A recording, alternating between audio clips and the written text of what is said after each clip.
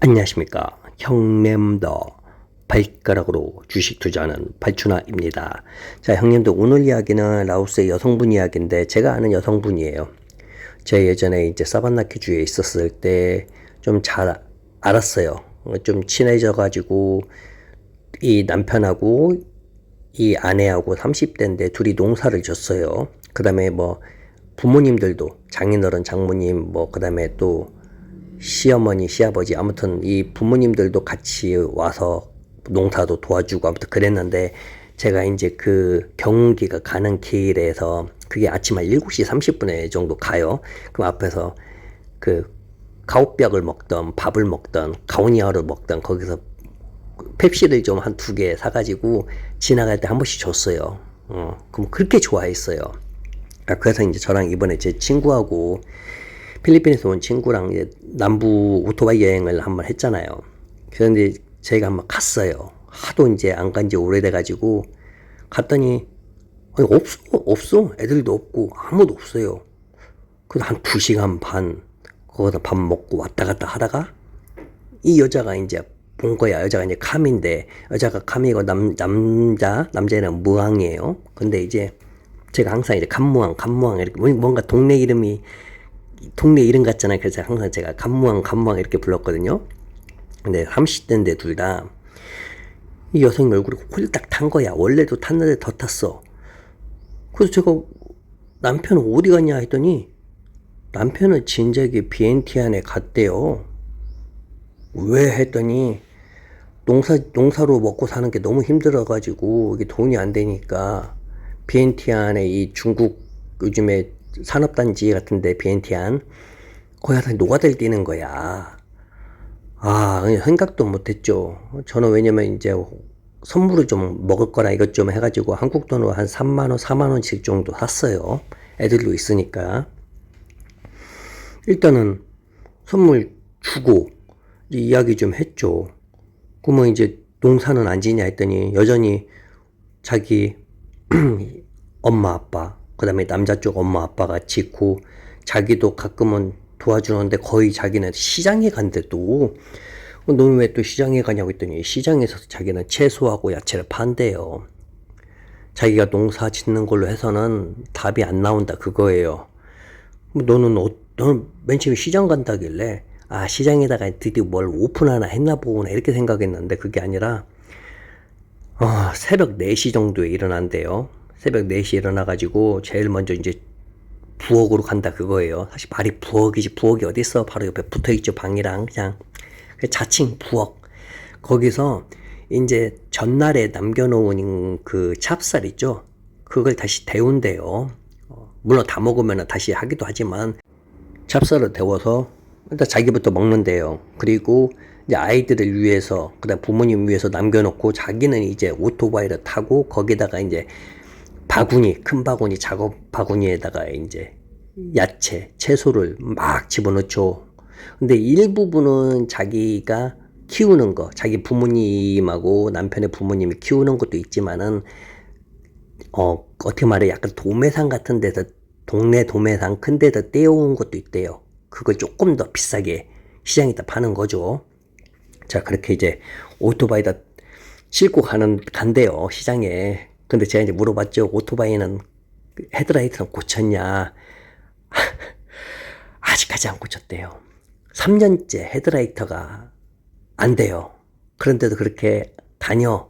이마에 그 랜턴 있죠. 이마에다가 딱 하는 거. 그거라고 아직까지도 참 이렇게 라오스라는 나라가 그래요. 저 고치는데 돈 얼마나 드는데 참.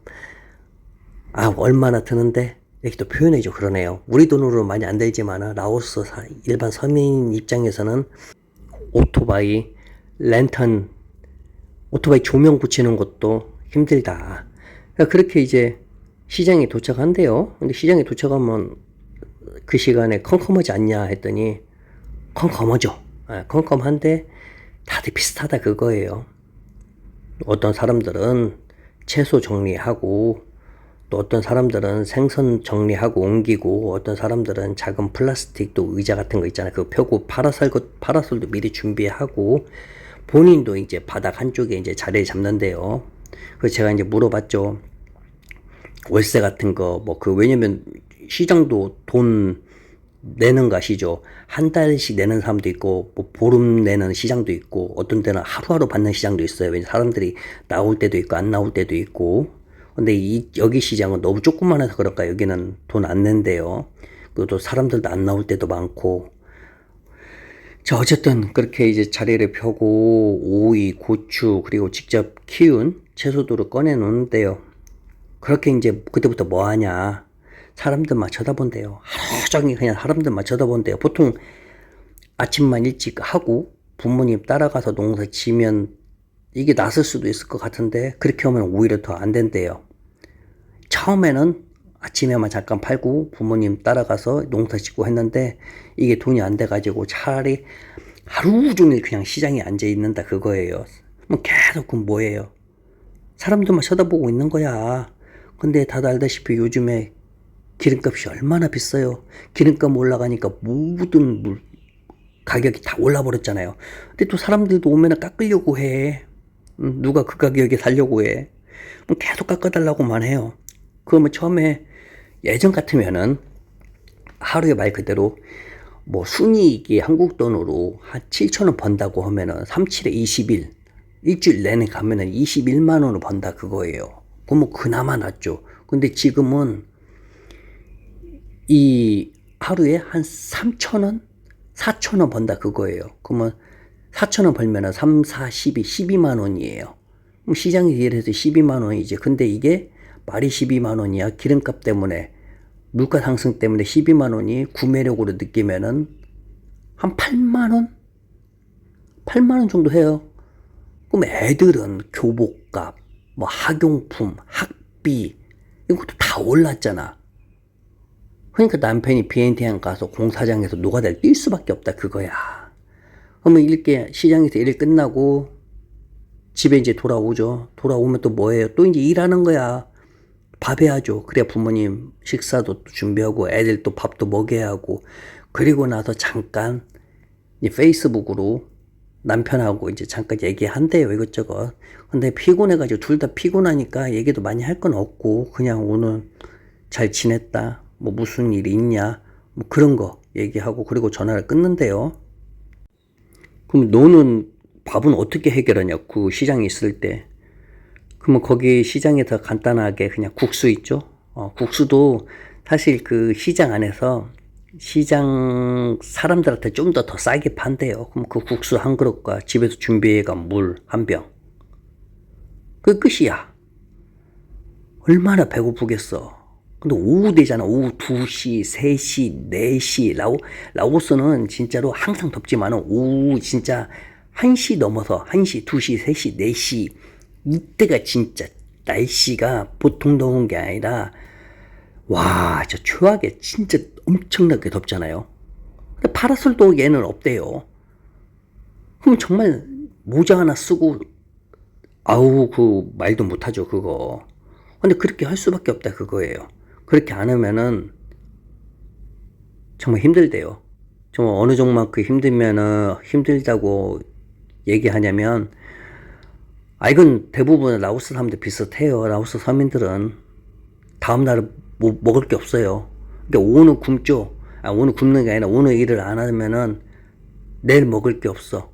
근데 예전 같은 경우는 그러면은 동네 사람들이 조금 먹을 거라도 주기도 하고 그러는데 지금은 이 상황이만큼 동네 사람들도 누가 뭘 못 줘요. 왜? 동네 사람들 다 힘드니까. 근데 다들 알다시피 또 이렇게 상황이 안 좋을 때는 또 몸이 아파. 남편도 비엔티안에 지금 일하는데 허리를 삐끗했나 봐요. 그러니까 제대로 일을 못하니까 중국 쪽 업자가 그랬나 아니면 업자 밑에 그 똘마니가 그랬나는 모르겠지만은 가라고 막 그런 식으로 얘기를 하는 것 같아요. 왜 이렇게 일을 열심히 안 하냐. 그렇게 하면 난 고향으로 돌아가라 그런 식으로. 근데 캄도 또 더위를 먹었나 본인도 어지러지하다 그거야. 이런 상황에서 안 도와줄 수가 있겠냐. 주머니에다가 좀 돈 좀 찔러주고 그리고 올라오는데 참 안타깝죠. 이게 라오스 현실입니다. 진짜 오늘 일을 안 하면은 내일 먹고 살기가 힘든 상황.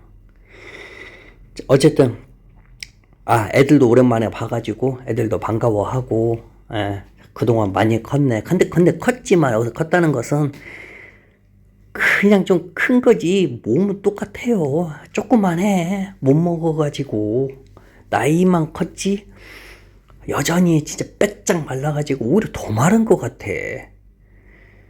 자, 아무튼 이런 안타까운 라오스의 현실 상황입니다. 자, 그럼 형님들 맞다.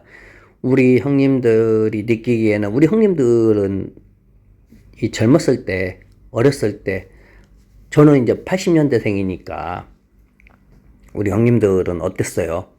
비슷했어요. 그래도 한국이 지금 현재 라오스보다는 낫다. 그랬어요. 궁금합니다. 역경의 시대에 또 살았던 우리 형님들이니까. 자, 형님들 좋은 날 되십시오. 바이.